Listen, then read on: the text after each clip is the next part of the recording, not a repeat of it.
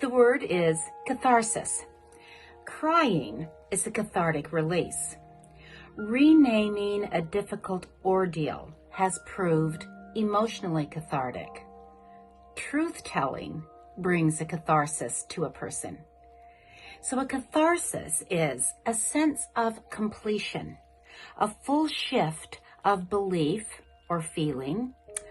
It's getting off the fence or feeling comfortable being on that fence. It's a purification of emotions, especially fear.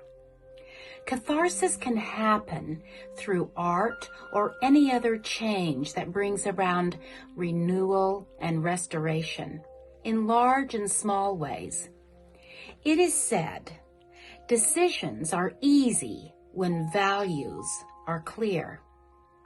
I might say then, a catharsis happens with emotions when values become clear.